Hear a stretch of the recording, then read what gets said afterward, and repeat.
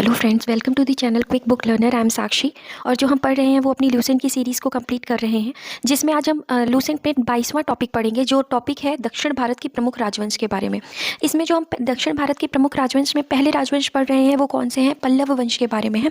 तो हम देखते हैं कि जो पल्लव वंश का संस्थापक था वो कौन था? सिंह विष्णु था।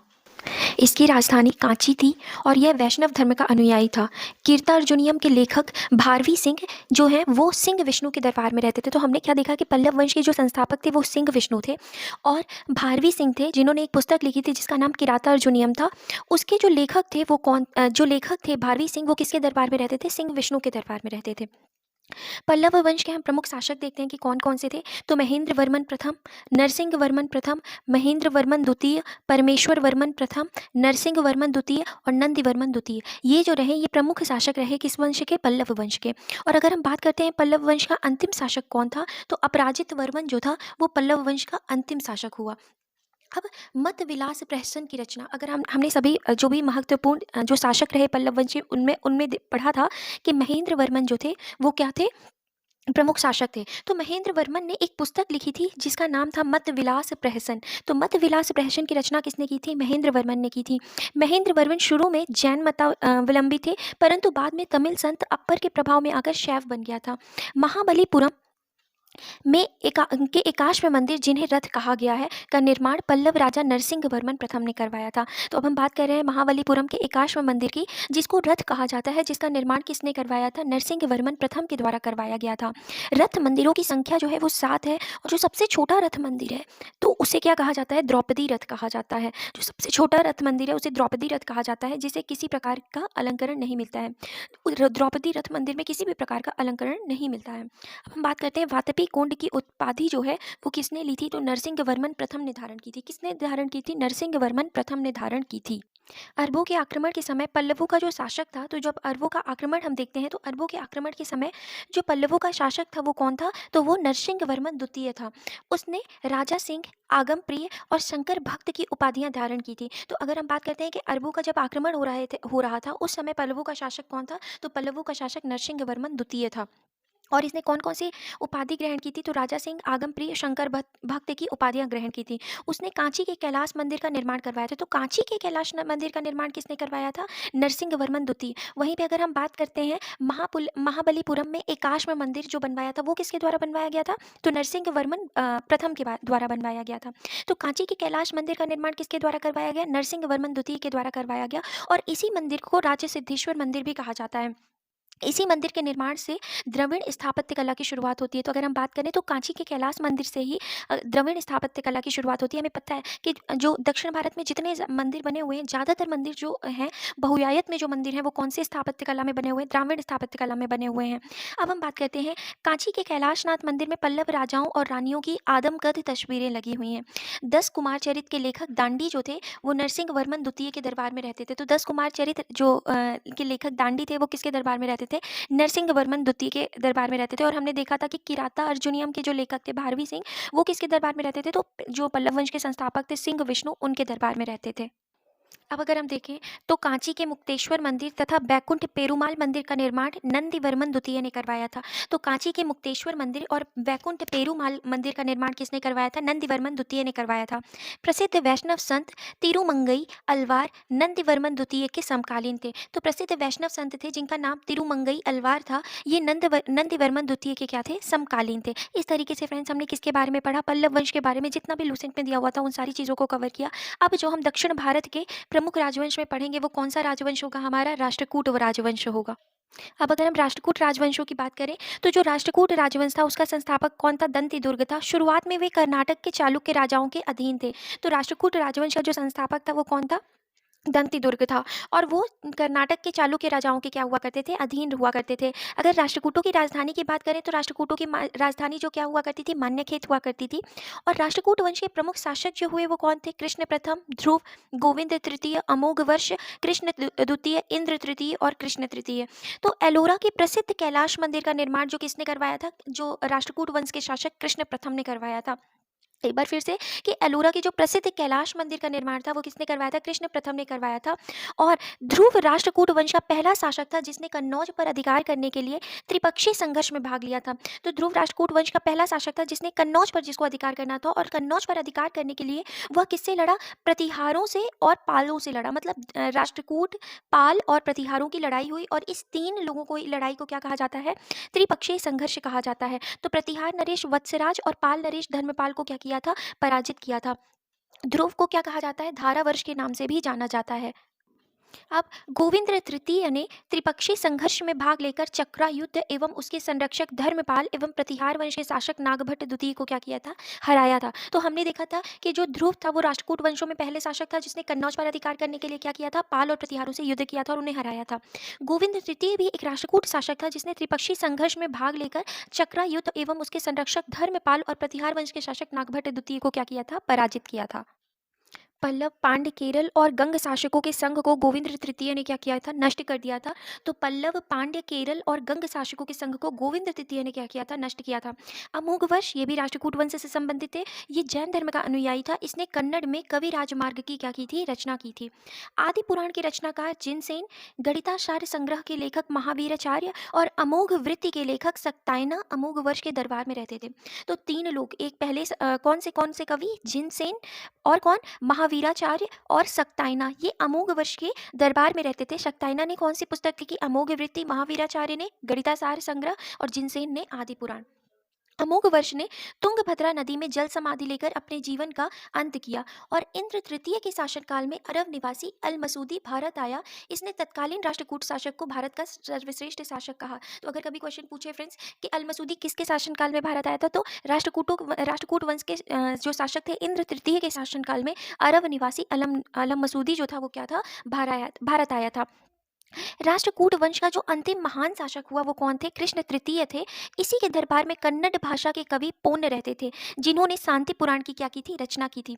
तो राष्ट्रकूट वंश का जो अगर हम बात करते हैं, जो अंतिम महान शासक थे उनका नाम कृष्ण तृतीय था, और कन्नड़ जो भाषा के कवि थे, महान कन्नड़ जो कवि हैं पोन्य जो थे, वो इन्हीं के दरबार में रहा करते थे। कल्याणी के चालुक्य तैलप द्वितीय ने 973 ईस्वी में कर्क को हराकर राष्ट्रकूट राज्य पर अपना अधिकार कर लिया और कल्याणी के चालुक्य वंश की क्या करी थी? नींव डाली थी। तो जो चालुक्य थे तैलप द्वितीय ने 973 में कर्क को हराया जो कि राष्ट्रकूट शासक था, और राष्ट्रकूट राज्य पर अपना क्या कर लिया था? अधिकार कर लिया था, और कल्याणी के चालुक्य वंश की यहाँ पर क्या की थी? नींव डाली थी। एलोरा और एलिफेंटा गुहा मंदिरों का जो निर्माण है वो किसके द्वारा किया गया था? तो वो निर्माण भी राष्ट्रकूटों के द्वारा ही किया गया था। एलोरा में 34 शैलकृत गुफाएं हैं। इनमें से 1 से 12 तक बौद्ध, 13 से 29 तक हिंदुओं और 30 से 34 तक जैनों की गुफाएं हैं। बौद्ध गुफाओं में सबसे प्रसिद्ध जो गुफा है वो विश्वकर्मा गुफा है, जो संख्या कौन सी है? 10 है। इनमें एक चैत्य है, वहाँ पर 2 मंजिली और 3 मंजिली गुफाएं भी हैं जिन्हें 2 थल और 3 थल नाम दिया जाता है। एलोरा की गुफा 15 में विष्णु को नरसिंह अर्थात पुरुष सिंह के रूप में दिखाया गया है। तो फ्रेंड्स इसमें इतना इंपॉर्टेंट कुछ था नहीं, बस ये जानना हमारे लिए इंपॉर्टेंट है कि अगर हम बात कर रहे हैं एलोरा की गुफाओं के बारे में, तो इसमें 34 शैलकृत है, और जो बौद्ध गुफाएं हैं जो 13 से 29 में, उनमें अगर हम देखते हैं तो जो सबसे प्रसिद्ध है वो कौन सी है? तो जो सबसे 1 से 12 तक जो बौद्ध गुफाएं हैं फ्रेंड्स, सॉरी, तो मैंने 13 से 29 बोला था। 1 से 12 तक जो बौद्ध गुफाएं हैं उनमें जो सबसे प्रसिद्ध है वो कौन सी गुफा है? विश्वकर्मा गुफा है। और अगर हम 15वीं गुफा के बारे में बात करते हैं तो विष्णु को नरसिंह अर्थात पुरुष श्रृंग के रूप में दिखलाया गया है। अब नोट देखते हैं, एलोरा गुफाओं का सर्वप्रथम उल्लेख जो है फ्रांसीसी यात्री थैविनेट ने 17वीं शताब्दी में किया था। तो एलोरा गुफाओं का सर्वप्रथम उल्लेख फ्रांसीसी यात्री थैविनेट ने 17वीं शताब्दी में किया था। जो राष्ट्रकूट थे वो शैव, वैष्णव और शाक्त संप्रदायों के साथ साथ जैन धर्म के भी क्या थे? उपासक थे। राष्ट्रकूटों ने अपने राज्यों में मुसलमान व्यापारियों को बसने तथा इस्लाम के प्रचार प्रसार की क्या दी थी? स्वीकृति दी थी। अब जो राष्ट्रकूटों के बाद अगला वंश हम पढ़ेंगे वो कौन सा वंश होगा? चालुक्य वंश, जो कि कहाँ पर जिन्होंने अपना शासन किया था? तो वो कल्याणी में। कल्याणी के चालुक्य वंश की स्थापना तैलप द्वितीय ने की थी, और राजधानी क्या बनाई थी? मान्यखेत बनाई थी। चालुक्य वंश कल्याणी के प्रमुख शासक जो हुए वो तैलप प्रथम, तैलप द्वितीय, विक्रमादित्य जयसिंह, सोमेश्वर द्वितीय, विक्रमादित्य, सोमेश्वर तृतीय और तैलप तृतीय हुए। सोमेश्वर प्रथम ने मान्यखेत से राजधानी हटाकर कहाँ कर दी थी, कल्याणी में कर दी थी। तो कल्याणी कहाँ है, आज के समय में कर्नाटक में। तो सोमेश्वर प्रथम ने जो मान्यखेत से राजधानी को हटाकर कहाँ कर दिया था, कल्याणी कर दिया था। और मान्यखेत में राजधानी किसने बसाई थी, तो तैलव द्वितीय ने बसाई थी। इस वंश का सबसे प्रतापी शासक जो थे वो कौन थे, विक्रमादित्य थे। बिल्हड़ और विज्ञानेश्वर विक्रमादित्य के दरबार में ही रहते थे। मिताक्षरा जो किसके द्वारा लिखी गई है, विज्ञानेश्वर के द्वारा लिखी गई है। और विक्रमांक देवचरित जो कि किसके द्वारा रचित है, विक्रमांक देवचरित जो रचित है वो किसके द्वारा रचित है, बिल्हड़ के द्वारा। इसमें विक्रमादित्य के जीवन पर क्या किया गया है, प्रकाश डाला गया है। तो इस तरीके से हमने जो चालुक्य वंश जो कौन सी शाखा से थे, कल्याणी शाखा से थे, हमने उनके बारे में पढ़ा। अब हम चालुक्य वंश के बारे में पढ़ रहे हैं जो कि वातापी शाखा से थे। तो जयसिंह ने वातापी के चालुक्य वंश की क्या की थी, स्थापना की थी। तो जयसिंह ने वातापी के चालुक्य वंश की स्थापना की थी, जिसकी राजधानी वातापी थी। इस वंश के जो प्रमुख शासक थे वो कौन कौन थे, पुलकेशिन प्रथम, कीर्तिवर्मन, पुलकेशिन द्वितीय, विक्रमादित्य, विनयादित्य एवं विजयादित्य। इनमें सबसे प्रतापी राजा जो थे वो राजा पुलकेशिन द्वितीय थे। अगर हम चालुक्य वंश वातापी शाखा की बात कर रहे हैं तो सबसे प्रतापी शासक राजा पुलकेशिन द्वितीय थे। महाकूट स्तंभ लेख से प्रमाणित होता है कि पुलकेशिन द्वितीय बहु सुवर्ण एवं अग्निष्टोम यज्ञ संपन्न करवाया था। जिनेंद्र का मेगुती मंदिर पुलकेशिन द्वितीय ने बनवाया था। तो जिनेंद्र का जो मेगुती मंदिर है वो किसने बनवाया था, पुलकेशिन द्वितीय ने बनवाया था। पुलकेशिन द्वितीय ने हर्षवर्धन को हराकर परमेश्वर की उपाधि ग्रहण की थी। इसने दक्षिणापथेश्वर की उपाधि भी धारण की थी। तो पुलकेशिन द्वितीय क्यों इतना महान शासक था, क्योंकि उसने हर्षवर्धन को हराकर परमेश्वर की उपाधि ग्रहण की थी और इसने दक्षिणापथेश्वर की उपाधि भी क्या की थी, धारण की थी। पल्लव वंशी शासक नरसिंह वर्मन प्रथम ने पुलकेशिन द्वितीय को लगभग 642 ईस्वी में परास्त किया और उसकी राजधानी बादामी पर क्या कर लिया था, अधिकार कर लिया। संभवतः इसी युद्ध में पुलकेशिन द्वितीय मारा गया और इसी विजय के बाद नरसिंह वर्मन ने वातापी कोंड की क्या की थी, उपाधि ग्रहण की थी। तो अगर हम बात करते हैं कि पल्लव वंशी जो शासक थे नरसिंह वर्मन प्रथम ने पुलकेशिन द्वितीय को लगभग 642 ईस्वी में क्या किया था, परास्त किया पुलकेशिन द्वितीय को और उसकी राजधानी बादामी पर क्या कर लिया था, वातामी या वातापी एक ही चीज होता है, तो वातापी पर क्या कर लिया, अधिकार कर लिया। संभवतः कहा जाता है कि इसी युद्ध में पुलकेशिन द्वितीय की क्या हो जाती है, मृत्यु हो जाती है और इसी विजय के बाद नरसिंह वर्मन ने अपने आप को वातापी कोंड की क्या दी थी, उपाधि दी थी। ऐहोल अभिलेख का जो संबंध है वो पुलकेशिन द्वितीय से है और ऐहोल अभिलेख की जो रचयिता है या जो लिखा है वो किसने लिखा है, रवि कीर्ति ने लिखा है। अजंता के एक गुहा चित्र में फारसी दूत मंडल को स्वागत करते हुए पुलकेशिन द्वितीय को दिखाया गया है। अब अगर हम बात करें तो वातापी का जो निर्माण करता था वो कौन था, तो जो वातापी का निर्माण करता था वो कीर्तिवर्मन को माना जाता है। तो वातापी का निर्माण करता किसको माना जाता है, कीर्तिवर्मन को। मालवा को जीतने के बाद विनयादित्य ने सकलोत्तर पथ नाम की उपाधि धारण की थी। तो मालवा को जीतने के बाद विनयादित्य जो थे, विनयादित्य कौन थे, चालुक्य के ही शासक थे, चालुक्य शासक थे। विनयादित्य ने सकलोत्तर पथनाथ की उपाधि धारण की थी। विक्रमादित्य द्वितीय के शासनकाल में ही दक्कन में अरबों ने आक्रमण किया। इस आक्रमण का मुकाबला विक्रमादित्य के भतीजा जो था वो पुलकेशी ने किया। इस अभियान की सफलता पर विक्रमादित्य द्वितीय ने इसे अवनिजा नाश्रय की उपाधि प्रदान की थी। तो अवनिज नाश्रय की उपाधि किसे दी थी, विक्रमादित्य ने अपने भतीजे को दी थी और अवनिज नाश्रय की उपाधि धारण की थी। कब धारण की थी, अरबों के आक्रमण के टाइम पे जब मुकाबले में क्या हुआ था, उन्हें विजय प्राप्त हुई थी। विक्रमादित्य द्वितीय की प्रथम पत्नी जो थी उनका नाम क्या था, लोक महादेवी। और लोक महादेवी ने क्या किया था, विरूपाक्ष महादेव मंदिर का क्या करवाया था, निर्माण करवाया था। तो विक्रमादित्य द्वितीय की प्रथम पत्नी थी लोक महादेवी ने पट्टदकल में विरूपाक्ष मंदिर का क्या करवाया था, निर्माण करवाया था। और उनकी दूसरी पत्नी थी त्रैलोक्य देवी ने त्रैलोकेश्वर मंदिर का क्या करवाया था, निर्माण करवाया था। और इस वंश के जो अगर हम बात कर रहे हैं वातापी, चालुक्य जो वातापी से थे, इस वंश का अंतिम जो राजा था वो कौन था, कीर्तिवर्मन द्वितीय था। इसे इसके सामंत दंतिदुर्ग ने परास्त कर एक नए वंश राष्ट्रकूट वंश की क्या की थी, स्थापना की थी। और ऐहोल को क्या कहा जाता है, मंदिरों का शहर भी कहा जाता है। हम अपने आखिरी चालुक्य वंश को पढ़ेंगे जो कि कहाँ से, कौन सी शाखा से जुड़े थे, बेंगी शाखा से जुड़े हुए थे। तो बेंगी के चालुक्य वंश का जो संस्थापक था वो विष्णुवर्धन था और इसकी राजधानी वेंगी, जिसे आज के समय में जो कहाँ है, आंध्र प्रदेश में है। और इस वंश के जो प्रमुख शासक हुए वो जयसिंह प्रथम, इंद्रवर्मन, विष्णुवर्धन द्वितीय, जयसिंह द्वितीय और विष्णुवर्धन तृतीय हुआ। इस वंश के सबसे प्रतापी राजा जो थे वो विजयादित्य तृतीय थे, जिसका सेनापति जो था वो कौन था, पंडरंग था। 9वीं शताब्दी में अगर अब हम बात कर रहे हैं तो अगले जो दक्षिण भारत के प्रमुख शासक हुए वो कौन हुए, चोल राजवंश से संबंधित थे। तो अब हम चोल राजवंशों के बारे में पढ़ेंगे चालुक्य के बाद। तो अगर हम बात करते हैं चोल के बारे में तो 9वीं शताब्दी में चोल वंश पल्लवों के ध्वंसावशेषों पर स्थापित हुआ। तो पल्लवों के ध्वंसावशेषों पर क्या हुआ था, चोल वंश स्थापित हुआ था। इस वंश के संस्थापक, जो चोल वंश के संस्थापक थे वो विजयालय थे, जिसकी राजधानी तंजौर थी। तंजौर का जो वास्तुकार था वो कौन था, कुंजर मल्लन राज पेरुथच्चन था। तो तंजावुर का जो वास्तुकार था वो कौन था, कुंजर मल्लन था। विद्यालय ने नरकेसरी की उपाधि धारण की और निशुंभ सूदिनी देवी का क्या करा था, मंदिर बनवाया था। तो विद्यालय ने नरकेसरी की उपाधि धारण की थी और निशुंभ सूदिनी का मंदिर बनवाया था। चोलों का स्वतंत्र राज्य जो है वो आदित्य प्रथम ने स्थापित किया था। पल्लवों पर विजय पाने के उपरांत आदित्य प्रथम ने कोदंडराम की उपाधि धारण की थी। तो जब पल्लवों पर विजय पाया था आदित्य प्रथम ने, तो कौन सी उपाधि ग्रहण की थी, कोदंडराम ने, राम की उपाधि। अब अगर हम बात करते हैं तो चोल वंश के प्रमुख राजा कौन थे, तो परांतक प्रथम, राजराज प्रथम, राजेंद्र प्रथम और राजेंद्र द्वितीय एवं कुलोत्तुंग थे।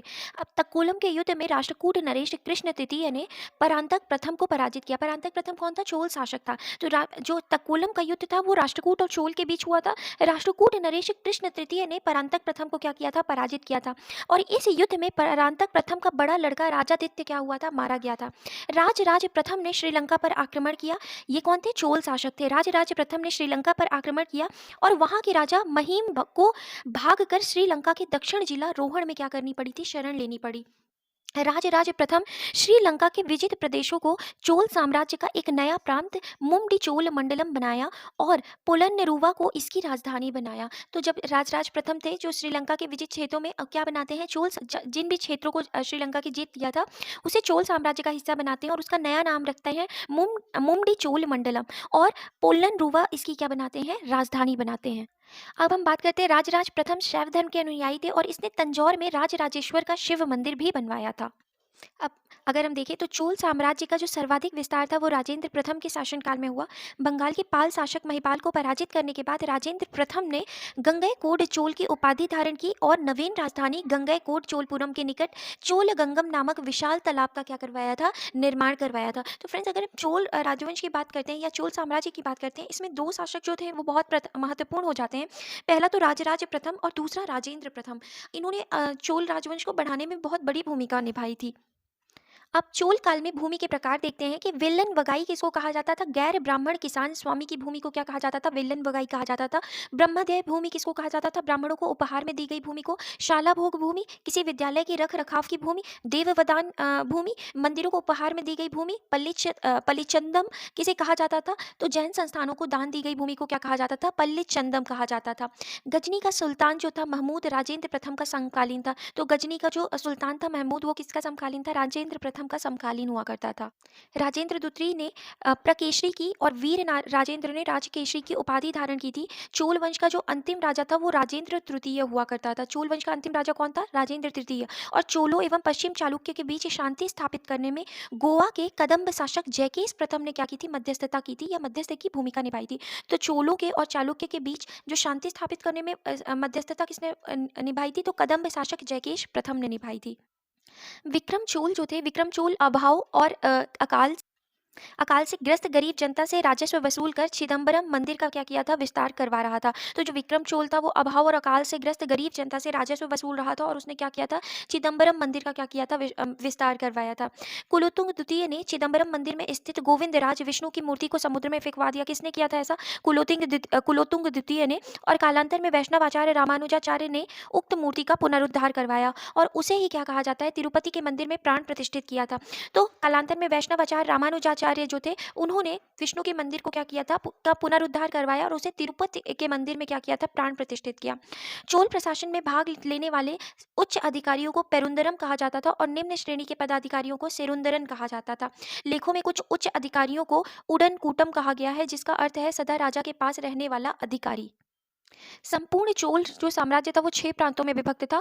प्रांत को मंडलम कहा जाता था। मंडलम जो था वो कोट्टम में विभाजित था, कोट्टम नाडु में और नाडु कई कुर्रमों में विभक्त था। नाडु की स्थानीय सभा को नाटुर और नगर की स्थानीय सभा को नगरतार कहा जाता था। विल्लाल जाति के धनी किसानों को केंद्रीय सरकार की देखरेख में नाडु में के कामकाज में अच्छा खासा नियंत्रण हासिल था।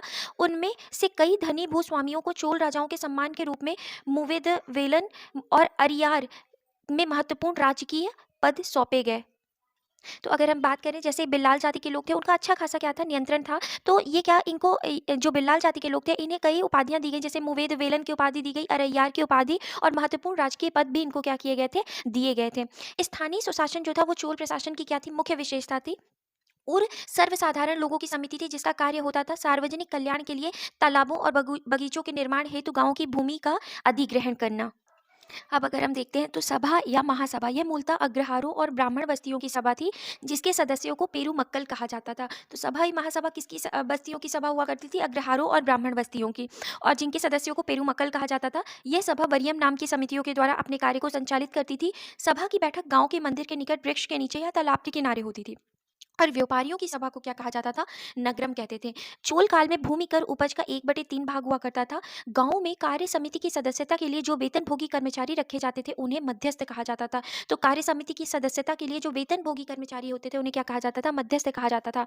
और ब्राह्मणों को दी गई कर मुक्त भूमि को चतुर्वेदी मंगलम एवं दान दी गई भूमि को क्या कहा जाता था? तो ब्रह्मदेह कहलाती थी। तो ब्राह्मणों को कर मुक्त भूमि को क्या कहा जाता था? जो ब्राह्मणों को कर मुक्त भूमि दी गई है उसे चतुर्वेदी मंगलम कहा जाता था। और दान दी गई भूमि को क्या कहा जाता था? ब्रह्मदेह कहलाता था।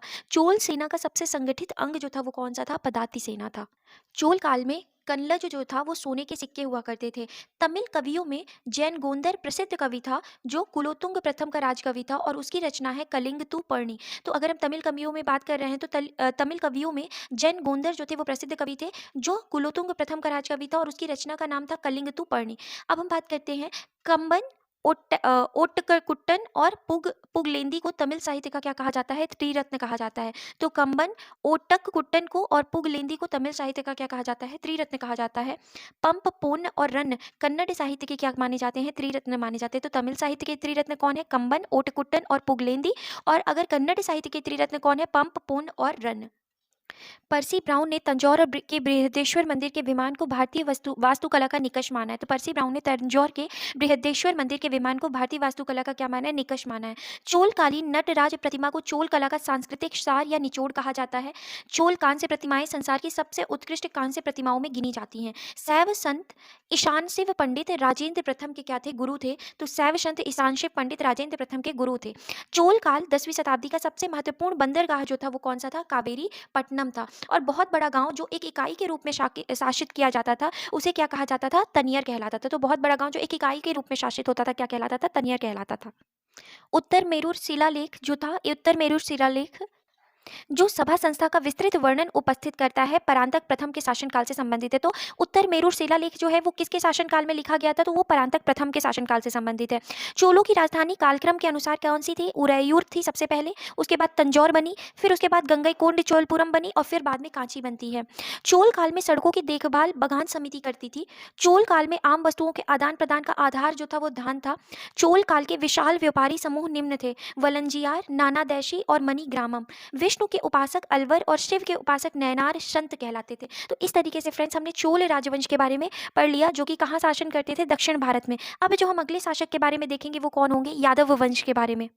तो अगर हम यादव वंश की बात करें तो देवगिरी के यादव वंश की स्थापना भिल्लम पंचम ने की, और इसकी राजधानी कौन थी? क्या थी? देवगिरी थी। इस वंश का सबसे प्रतापी राजा सिंहड़ था। इस वंश का अंतिम स्वतंत्र शासक रामचंद्र था, जिसने अलाउद्दीन के सेनापति मलिक काफूर के सामने आत्मसमर्पण कर दिया था। तो ये रही बातें किसके बारे में? यादव वंश के बारे में। उसके बाद हम पढ़ रहे हैं किसके बारे में? होयसल वंश के बारे में। तो होयसल वंश जो था उसकी स्थापना किसने की थी? विष्णुवर्धन ने की थी। और जो होयसल वंश था वो यादव वंश की ही एक क्या थी? शाखा थी। बिल्लूर में चेन्ना केशव मंदिर का निर्माण विष्णुवर्धन ने 1117 ईस्वी में क्या करवाया था? तो बेल्लूर में चेन्ना केशव मंदिर का निर्माण विष्णुवर्धन ने करवाया था। होयसल वंश का जो अंतिम शासक था वो कौन हुआ? वीर बल्लाल तृतीय था, जिसे मलिक काफूर ने क्या किया था? हराया था। और होयसल वंश की राजधानी द्वार समुद्र, जिसे आज के समय में क्या कहा जाता है? हलेविड कहा जाता है। अब होयसल वंश के बाद जो हम अगला सब वंश पढ़ रहे हैं दक्षिण भारत के राज्य वंशों में, वो है कदम्ब वंश। तो कदम्ब वंश की जो स्थापना है वो किसने की थी? मयूर शर्मन ने की थी। और कदम्ब वंश की राजधानी जो थी वो क्या थी? वनवासी थी।